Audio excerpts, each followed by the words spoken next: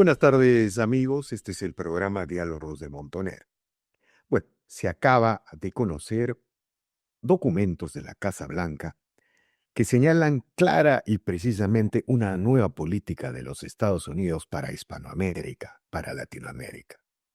Se habla en este documento de reclutar e incluir a estados, movimientos, vecinos en la región latinoamericana que estén dispuestos a converger, a respaldar la política democrática de los Estados Unidos en el llamado hemisferio occidental. De alguna manera, este anuncio de los Estados Unidos tiene que ver con dos hechos.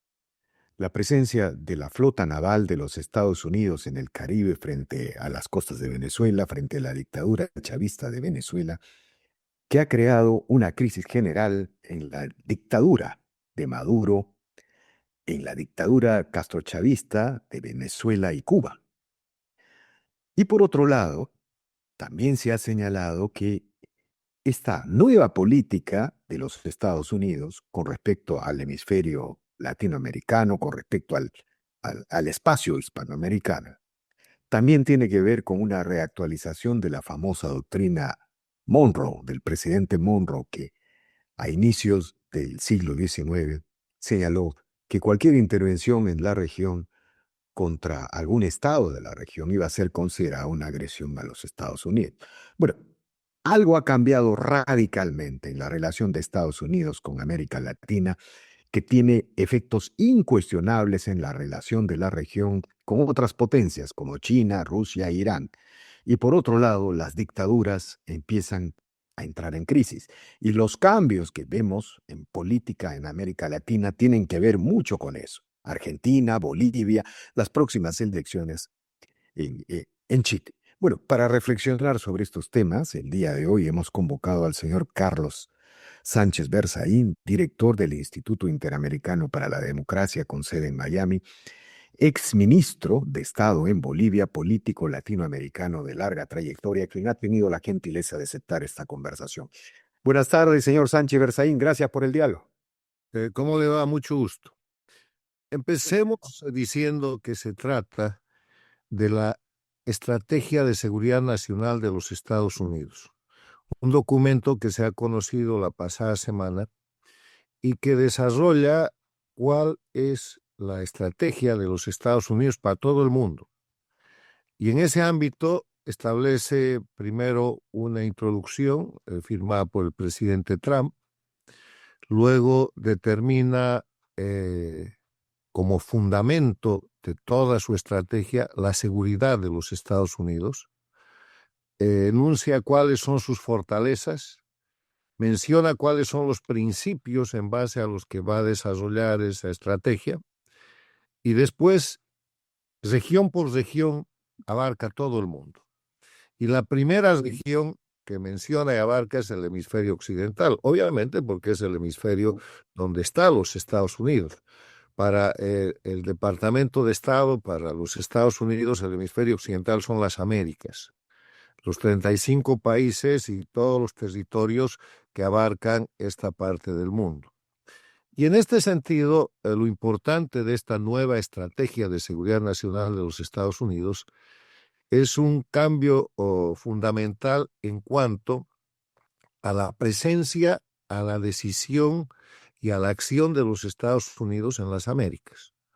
Hasta ahora, durante estos primeros 25 años del siglo XXI, hemos presenciado la expansión dictatorial en las Américas de la dictadura de Cuba, que con el dinero que llevó Hugo Chávez, pasamos de tener una dictadura a la cubana a tener 5, Venezuela, Nicaragua, Bolivia, en su momento Ecuador con Correa. Formaron gobiernos paradictatoriales, o sea, gobiernos en democracia, pero que ellos financian, que ellos apoyan y que cuando toman el poder son sus sirvientes paradictatoriales, que son México con López Obrador y Sheinbaum, Colombia con Petro, Brasil con Lula, Chile con Boric y Honduras con Xiomara Castro.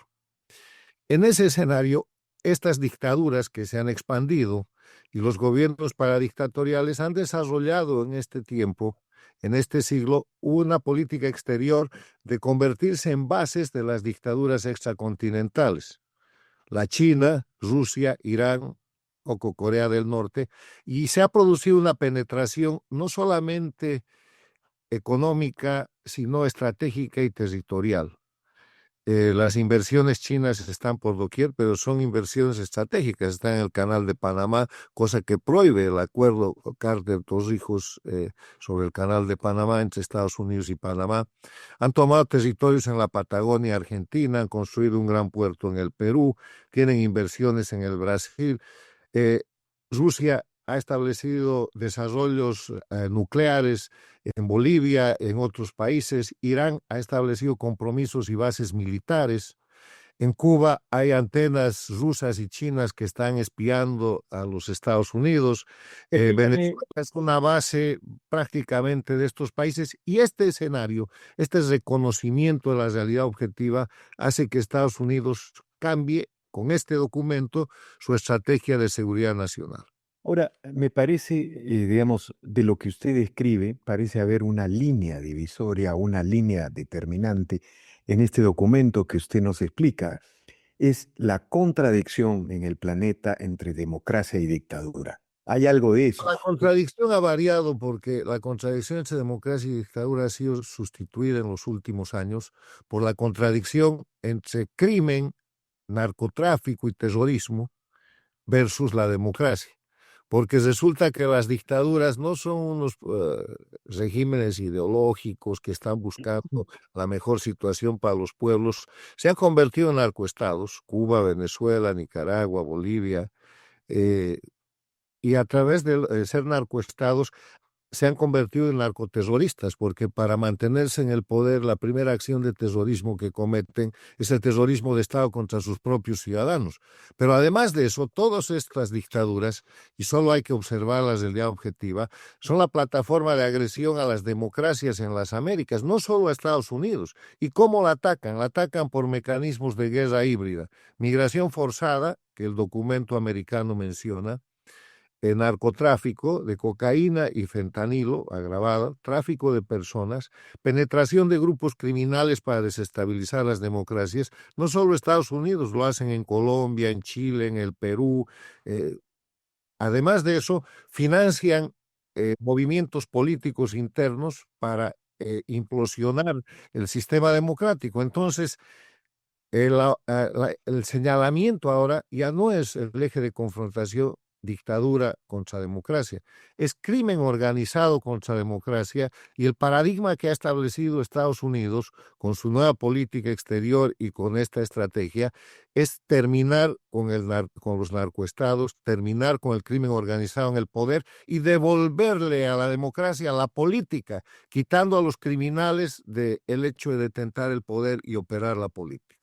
Digamos, este es el marco conceptual de la movilización de la flota de los Estados Unidos, incluso el portaaviones Gerald Ford, al Caribe frente a las costas de Venezuela, ¿no? Bueno, este es lo que le acabo de describir, es la realidad objetiva de nuestro tiempo. Nada de lo que le he dicho es desconocido por nadie.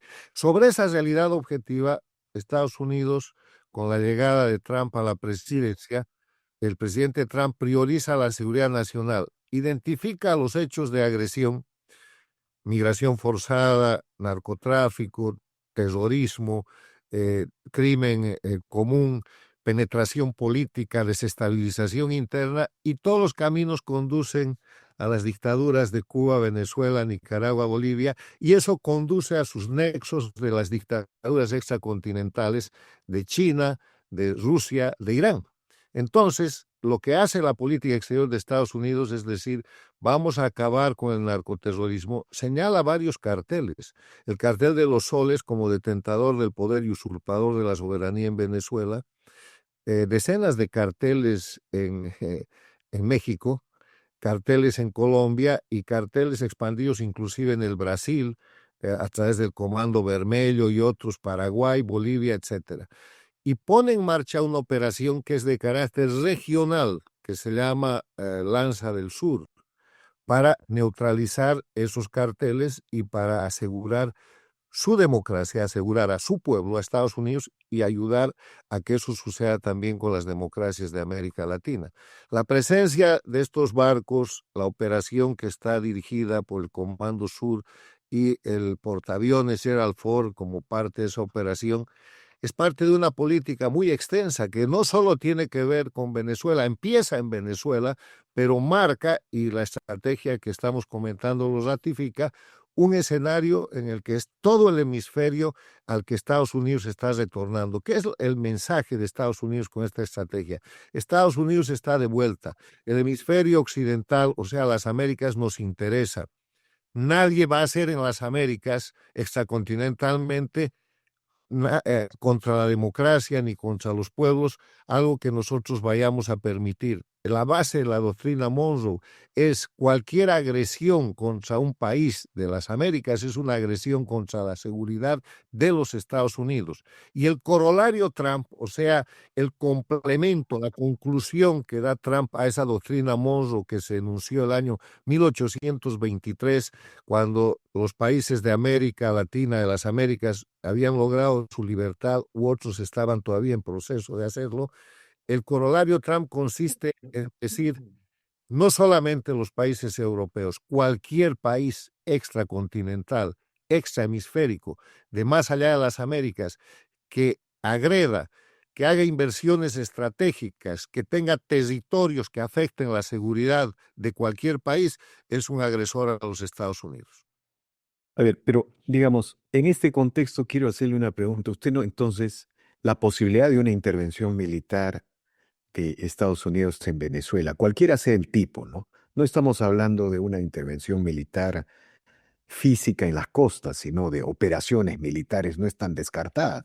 Yo recuerdo mucho la operación militar de Israel sobre Irán, donde se eliminó la élite militar y nuclear iraní. Esto no está descartado ya a la luz de estas comprobaciones que tenemos sobre la flota estadounidense. Bueno, volvamos a la estrategia de seguridad nacional porque ahí todo está establecido. Cuando Estados Unidos, y le voy a leer textual, dice la definición, los principios que nadie debe ignorar, los principios en los que se funda la estrategia de la seguridad nacional, son primero la definición precisa del interés nacional. Segundo, la paz a través de la fuerza. ¿Qué quiere decir eso? Estados Unidos es tan fuerte que mejor no se metan con él y eso genera un proceso de paz. Es una doctrina que ya usó el presidente Reagan, pero que ahora está de vuelta. Predisposición al no intervencionismo. No quiere decir no intervencionismo, quiere decir estamos predispuestos a no intervenir, pero si es necesario lo vamos a hacer. El siguiente punto, principios, realismo flexible, primacía de las naciones, soberanía y respeto, equilibrio de poder, pro trabajador estadounidense, competencia y mérito. Y después señala prioridades, y en las prioridades empieza diciendo, la era de la migración masiva ha terminado. Agrega reparto y transferencia de cargas, o sea, no es Estados Unidos el que va a pagar toda la cuenta, lo que ha empezado a hacer con Europa, tenemos que compartir las cargas. Reajuste a través de la paz y seguridad económica. Y después define su estrategia nacional, y voy a leer textual, dice, Estados Unidos reafirmará y aplicará la doctrina Monroe para restaurar la preeminencia estadounidense en el hemisferio occidental y proteger nuestro territorio nacional y nuestro acceso a geografías clave en toda la región. Sigue diciendo textual, negaremos a competidores no hemisféricos la capacidad de posicionar fuerzas u otras capacidades amenazantes o de poseer o controlar activos estratégicamente vitales en nuestro hemisferio. El corolario Trump a la doctrina Monroe es una restauración sensata y contundente del poder y las prioridades estadounidenses en consonancia con los intereses de seguridad de los Estados Unidos. Ese es el mensaje. Está diciendo, señores, no más chinos, rusos ni iraníes en el territorio del hemisferio americano, y además, donde estén presentes, vamos a trabajar para recuperar esos espacios. Claro, ahora, Una pregunta antes de entrar a este tema final que quiero plantearle sobre el tema de la disputa económica. ¿Ya? Digamos, el triunfo de Javier Milei en las elecciones de medio término en Argentina, ¿no es cierto? Eh, el mensaje del presidente Rodrigo Paz, que apenas asume el poder, parece sacar a Bolivia del eje bolivariano, anuncia que no están invitados Venezuela, Cuba a la transmisión de mando, anuncia que la DEA regresa. El triunfo que se viene en Chile de José Antonio Kast parece inminente. Todo esto son efectos de esta nueva política de los Estados Unidos en la región, diría usted. Sin duda, no diría, lo muestra la realidad objetiva. Lo que ha hecho esta estrategia, que se publica la semana pasada, es formalizar y documentar toda la política interna y política exterior que desde febrero de este año, cuando el presidente Trump se posesiona, se viene aplicando. O sea, hay una nueva política en el mundo. Yo he escrito esto semanas atrás diciendo que hay un cambio en la política exterior de los Estados Unidos y que ese cambio de política exterior genera un cambio en la geopolítica, no solamente en las Américas, sino en la geopolítica mundial. Trump en su gestión de 10 meses ha parado 8 guerras en el mundo. Está intentando todavía el tema de Ucrania y Rusia, la invasión de Rusia a Ucrania. Ha hecho un bombardeo puntual sobre Irán y le ha quitado sus capacidades de desarrollo armamentista nuclear. Ha reordenado geopolíticamente el mundo y se está ocupando ahora del tema de las Américas, lo que nosotros llamamos Latinoamérica, pero que es en verdad una visión conjunta de las Américas, donde el norte y el sur son socios que complementan por la razón del mismo territorio. Volviendo un poco a la doctrina del año 94, cuando se hizo la primera cumbre de las Américas bajo el gobierno del presidente Clinton. Entonces, todo lo que está sucediendo en América, la lucha contra el narcotráfico, lo que usted ha señalado, los presidentes de Argentina, de Bolivia, del Perú, de Panamá, de Costa Rica, de Nicaragua, de El Salvador, todos menos los paradictatoriales. Los que resisten son Lula en el Brasil, Petro en Colombia, Boric ya no, en Chile, Sheinbaum en México y Honduras ahora que está en pleno proceso electoral. Pero, digamos, el día de hoy, señor Sánchez Berzaín, una política integral de los Estados Unidos para las Américas requiere el lado económico, requiere la histórica y tradicional inversión que los Estados Unidos siempre había desarrollado en la región y que en las últimas décadas, digamos como que Estados Unidos se retrajo y empezó a ver otras regiones y en ese contexto ha surgido la emergencia china, ¿no es cierto? ¿No? O sea, El documento que estamos analizando hace un mea culpa. Dice, esto es es muy importante. normal el hecho de no haber participado más y haber atendido el hemisferio. Estamos de vuelta. Y eso quiere decir que es con todo, y uno de los principios es la participación económica.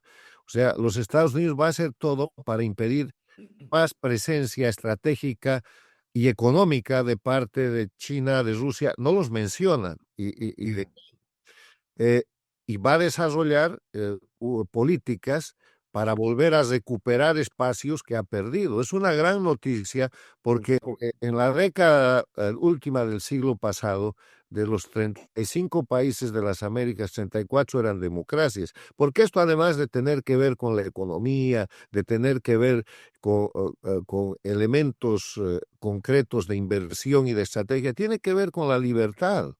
Estos 25 años primeros del siglo XXI, por la ausencia de Estados Unidos en el hemisferio occidental, no solo hemos visto la presencia económica de China, hemos visto el crecimiento de las dictaduras, porque China es una dictadura comunista que practica el capitalismo, pero es una dictadura, es un sistema que tiene presos políticos, que persigue a través de mecanismos de inteligencia, que viola los derechos humanos. Entonces, sus socios naturales son las dictaduras y mejor si se expande su modelo, como ha hecho Cuba con Venezuela, Bolivia, Nicaragua, en su momento el Ecuador. O sea, estamos discutiendo sobre la libertad, sobre una forma de vida que en América, en el hemisferio occidental, se ha escogido en el modelo de democracia, de república, fundada en el respeto a los derechos humanos, en las elecciones, en la soberanía que radica en el pueblo, en que se les da mandato a los gobernantes y se les exige cuentas, en el respeto a la ley y el Estado de Derecho para ejercer el poder y la obligación de temporalidad de ese ejercicio de esa representación, o sea, totalmente diferente a los gobiernos eternos de China, de Rusia, de Corea del Norte, de Irán, que son dictaduras de diferente corte. Ahora, pregunta final, señor Sánchez Orsay. El presidente Trump, antes de las elecciones de medio término en Argentina, señaló, si no gana Milei, no hay ayuda, algo así. El otro asunto que puede estar vinculado a esto es la experiencia del presidente Rodrigo Paz en la lucha contra la herencia chavista. No solamente institucional, hay un desastre económico, ¿no?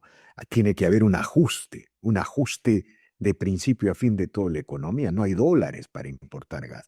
¿Usted cree que, por ejemplo, Argentina y Bolivia, como modelos de este viejo estatismo, de este modelo de sustitución de importaciones, de toda esta tragedia que nos ha traído América Latina, son como laboratorios en los cuales, de alguna manera, tiene que jugarse esta nueva visión de la política exterior de los Estados Unidos? No, mire, el tema es que cada país se tiene que salvar a sí mismo. La Argentina ha llegado a Milei y ha llegado a esa conclusión después del desastre de Kirchner, porque era un satélite del socialismo del siglo XXI, del castrochavismo. Bolivia ha llegado a este resultado por segunda vez, por la misma razón. En 2019 hubo un quiebre después del fraude de Evo Morales, duró un año, salió el dictador, pero no la dictadura, y ahora hay un gobierno de esperanza, que tiene el gobierno, pero no tiene el poder. Entonces, aquí cada país tiene que hacer lo suyo, pero ha vuelto el socio importante. Ha vuelto la democracia más importante del mundo, la potencia militar más grande del mundo, y dice, yo estoy dispuesto a ser socio de ustedes. Ese es el mensaje.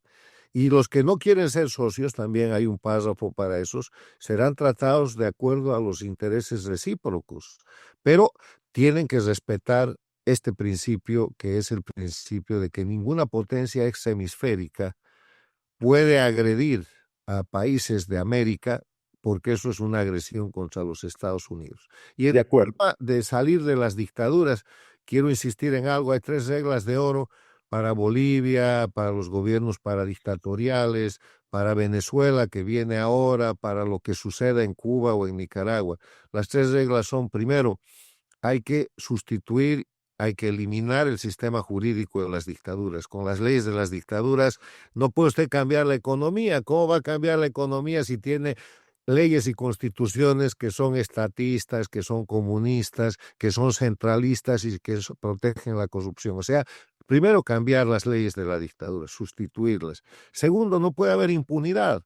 Esta gente que ha matado, que ha asesinado, que ha robado, que se ha enriquecido, que ha hecho traición a la patria, que ha enajenado los recursos naturales y que ha hecho entreguismo, tiene que responder, tienen que haber procesos. No hay impunidad. Y tercero, el crimen se ha metido en la política y los partidos son instrumentos, esos partidos son instrumentos del crimen organizado.